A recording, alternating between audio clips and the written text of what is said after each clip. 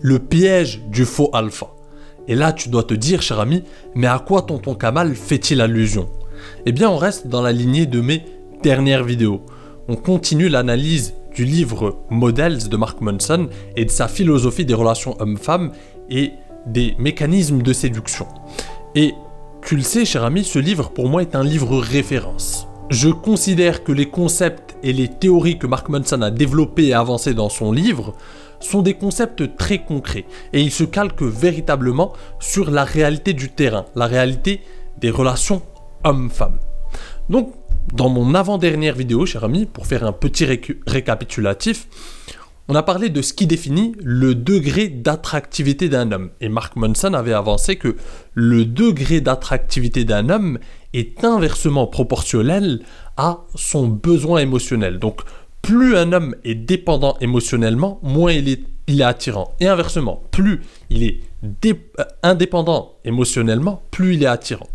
Et en fait, comme il l'avait expliqué, comment on reconnaît ce degré de besoin émotionnel chez un homme, c'est par son niveau d'investissement. Et par investissement, il entend le degré de sacrifice qu'il est prêt à faire au niveau de ses pensées, de ses ambitions, de ses plaisirs à lui, de ses valeurs, pour faire plaisir à quelqu'un d'autre ou pour avoir la validation de quelqu'un d'autre. Donc ça, c'était mon avant-dernière vidéo. Et ensuite, Mark Manson continue son raisonnement et dans ma dernière vidéo, on a vu ce qu'il appelle le processus de séduction. Ce processus de séduction, c'est en fait qu'est-ce qui fait qu'une femme s'attache émotionnellement, qu'est-ce qui fait qu'une femme développe de l'intérêt pour un homme, qu'est-ce qui fait qu'une femme tombe amoureuse tout simplement.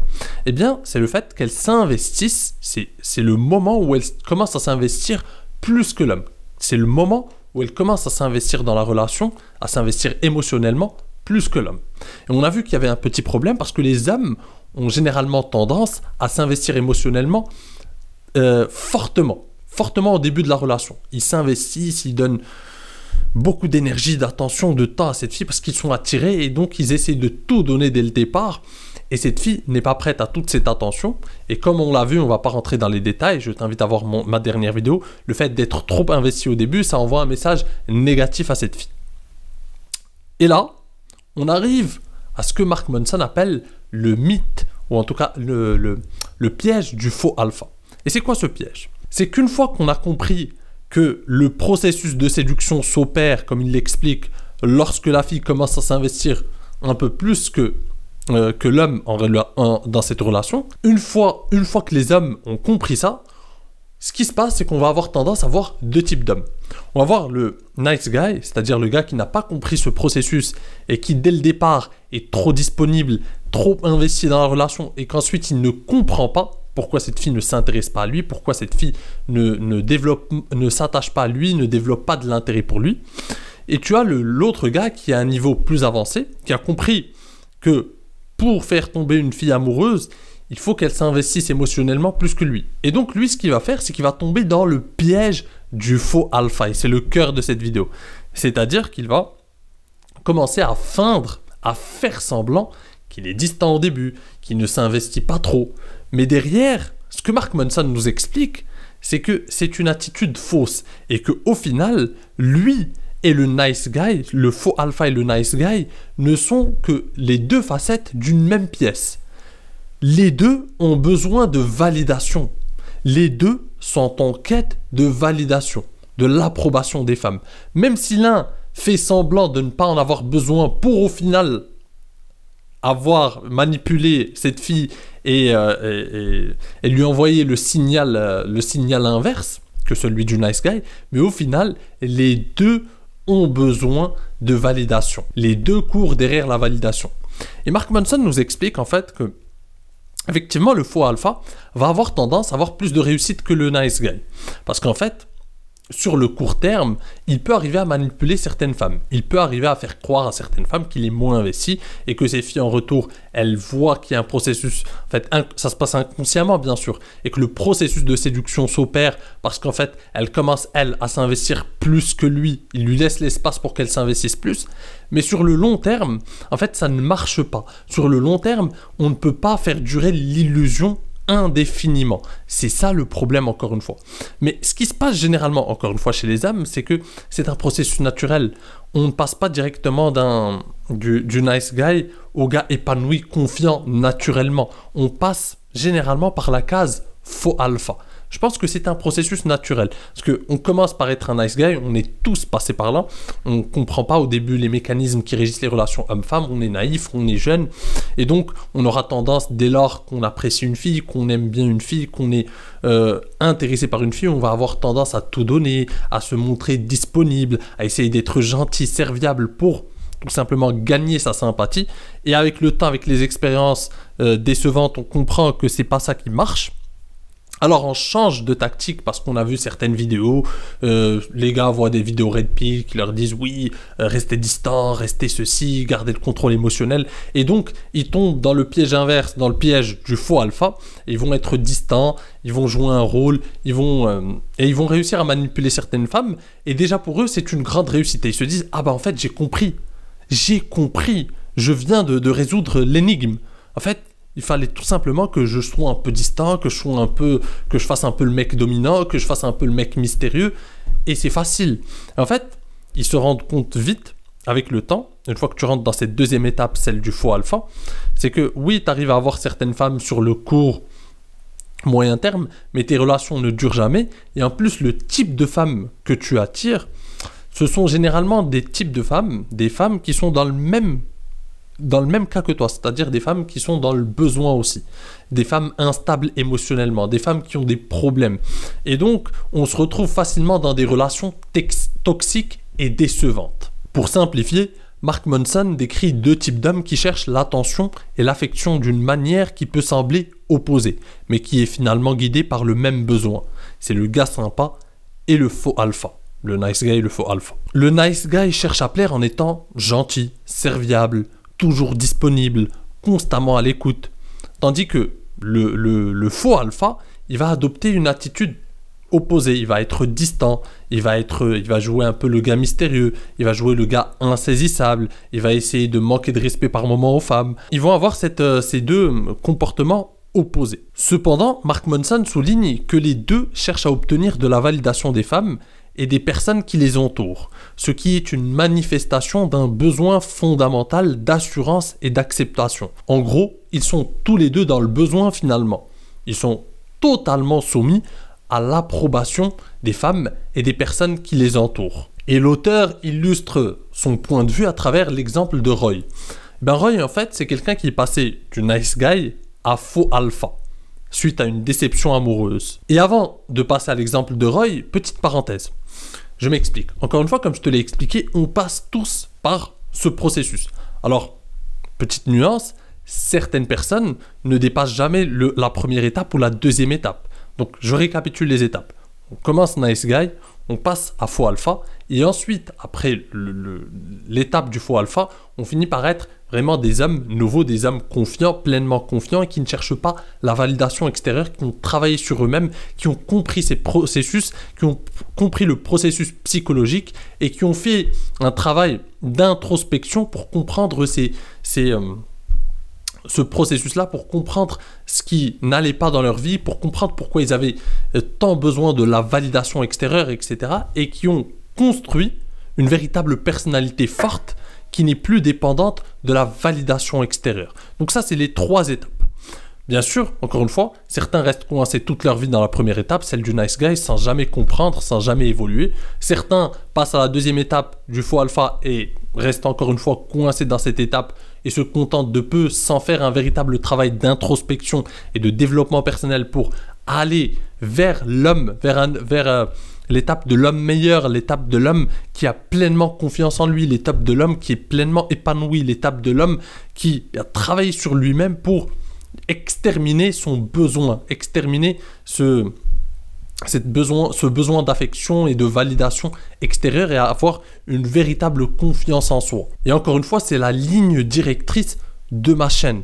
Le but ici, ce n'est pas de devenir de faux alpha, de te donner des astuces qu'on peut en trouver sur des chaînes Red Pill, sur je ne sais quoi, des astuces par-ci par-là pour manipuler les femmes ou pour avoir l'attention des femmes ou pour pouvoir séduire une petite fille instable émotionnellement. Non, le but, c'est de devenir des hommes meilleurs, des hommes qui ont exterminé leurs besoins de validation, des hommes pleinement confiants, de tendre vers cet idéal-là. C'est ça qui est intéressant. Et c'est d'ailleurs le travail que je fais en formation. Quand je fais ma formation Captive-la grâce à ta tchatch, c'est bien évidemment pour te donner des outils pour saupoudrer tes interactions avec les femmes, pour rendre tes interactions avec les femmes intéressantes, mais sans jamais te dénaturer, sans jamais faire en sorte que tu deviennes, que tu joues un rôle ou que tu sois quelqu'un d'autre. C'est garder ta personnalité forte, imposer ta personnalité, exprimer ta personnalité fortement, tout en ayant des outils qui installent une atmosphère propice à la connexion émotionnelle, à la tension sexuelle, et pour que tu puisses conclure avec ces femmes, naturellement. Donc si ça t'intéresse, cher ami, je t'invite à jeter un œil à ma formation Captive-la grâce à ta tchatch, ou encore ma formation best-seller, devient l'objet de toutes ces pensées. Les liens sont en description. Donc revenons à l'exemple de Roy. Roy était un scientifique au grand cœur, mais malheureusement, toutes les femmes de son entourage le considéraient juste comme un ami. Lorsqu'il a finalement eu sa première petite amie, une relation tumultueuse qui s'est terminée par une rupture, Roy a décidé de changer de comportement. Il a commencé à agir de manière arrogante et a essayé de séduire de nombreuses filles, parfois avec succès. Mais au lieu de s'épanouir, Roy s'est retrouvé dans un cycle d'échecs relationnels, notamment avec des femmes émotionnellement instables. C'est ce que je t'expliquais, cher ami. Nous sommes le miroir de nos relations. Et nos relations sont le miroir de nos besoins. Tu ne vas attirer que des personnes qui sont dans la même dynamique que toi. Si tu es un faux alpha, si tu es dans cette étape du faux alpha, tu vas avoir tendance à jouer un rôle et tu es toujours dépendant de la validation et de l'approbation des femmes. Ce qui en résulte, c'est que tu attires non pas des femmes complètement épanouies, indépendantes et intéressantes, c'est que tu vas rencontrer des femmes qui sont dans le même cas de figure que toi, des femmes qui ont aussi besoin de validation, des femmes qui sont émotionnellement instables, et c'est le genre de relation que tu vas construire, des relations toxiques. Et je l'ai vécu, cher ami. Je suis passé par l'étape du faux alpha pendant un long moment. Après avoir surmonté l'étape du nice guy, je suis tombé pendant un moment, quelques années, dans l'étape du faux alpha. Et j'ai vécu certaines relations toxiques. J'étais avec une fille à qui on passait notre temps finalement à nous détruire dans une relation autodestructrice qui n'allait nulle part, où elle essayait de me rendre jaloux, où elle essayait de me faire piquer des jalousies en allant voir un autre, où on rentrait dans des choses vraiment autodestructrices, qui n'avaient aucun sens. Et parce que c'était finalement le genre de femme que je pouvais attirer. Des femmes qui étaient dépendantes émotionnellement, des femmes instables émotionnellement, toxiques, qui me collaient tout le temps, qui devaient... Soit je devais être tout le temps là pour elle, soit on devait être tout le temps ensemble, soit en fait elle sentait un manque, elle devait aller se venger. Bref, tu l'as compris, cher ami, c'est le type de relation que tu as lorsque tu es dans cette étape du faux alpha. Alors certes, encore une fois, tu peux séduire beaucoup de femmes, hein. J'ai eu de la réussite avec beaucoup de femmes à cette époque-là. Mais sur le long terme, tu ne développes pas, tu ne construis pas des relations fructueuses, des relations saines. Et tu n'attires pas non plus, même si tu peux attirer des femmes très belles physiquement. Hein.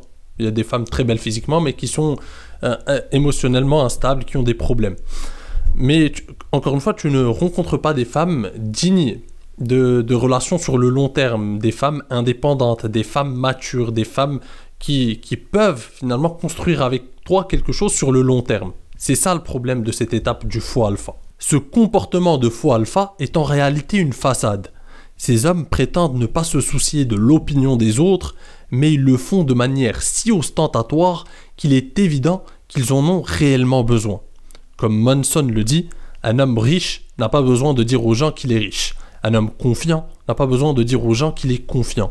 Et un homme qui n'en a rien à faire n'a pas besoin d'aller dire aux gens qu'il n'en a rien à faire. En résumé, les faux alphas recherchent une validation excessive, souvent auprès de femmes très demandeuses d'attention masculine.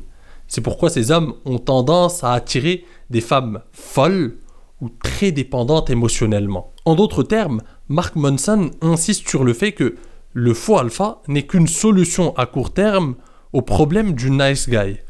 Pour effectuer un changement réel et profond, il faut travailler sur son estime de soi et sur la manière dont on s'investit dans une relation. Selon lui, l'élément clé de ce processus pourrait bien être la vulnérabilité, une notion souvent négligée par les hommes. Et effectivement, ce concept de vulnérabilité est souvent mal compris par les hommes, mais Mark Manson entend par là une vraie force. La vulnérabilité, selon Mark Manson, c'est une force. Et tu vas le comprendre, parce que c'est exactement le sujet de la prochaine vidéo. Mais je t'avoue, cher ami, que j'hésite un peu, parce que j'ai longtemps développé ce concept de vulnérabilité sur la chaîne. Donc, peut-être que ça dépendra des commentaires, ça dépendra des pouces bleus, mais peut-être qu'on va passer directement au chapitre d'après. Mais si vraiment tu veux qu'on revienne dessus, et ça sera l'occasion de faire le point avec les nouveaux abonnés aussi, sur ce concept ô combien important, tu n'as qu'à te manifester dans les commentaires et me le dire. Je me ferai un plaisir de revoir ce chapitre du livre de Mark Manson, le concept de vulnérabilité, et à quel point c'est une force en séduction. Par ailleurs, si vraiment tu veux aller plus loin, je t'invite encore une fois à voir ma formation Captive-la grâce à ta tchatch. Y jeter un coup d'œil parce que là, je te donne vraiment des éléments clés. C'est là qu'on fait vraiment un travail de fond. Comment finalement avoir des interactions très intéressantes avec les femmes. Comment avoir des interactions saupoudrées de tensions sexuelles. Comment avoir des interactions qui t'amènent au niveau supérieur. Tout en exprimant ta vulnérabilité. On revient sur ce concept fondateur. La vulnérabilité, encore une fois, cher ami, ça fait toute la différence. C'est ce qui te permet de passer de la case faux alpha à la case de l'homme qui est pleinement confiant, de l'homme qui a pleinement sa personnalité en main, de l'homme qui est complètement à l'aise, de l'homme qui ne joue pas un rôle, de l'homme qui se démarque de la plupart des hommes. La plupart des hommes sont soit dans la case nice guy, soit dans la case faux alpha. L'élite, les 1%, ils sont dans cette case qui maîtrise ce concept de vulnérabilité. Donc si tu veux vraiment approfondir ce concept et passer au niveau supérieur, cher ami, le lien vers Captive-la grâce à ta tchatch est en description. Sur ce, je te dis à la prochaine. En attendant, prends soin de toi et surtout, reste séduisant. Ciao!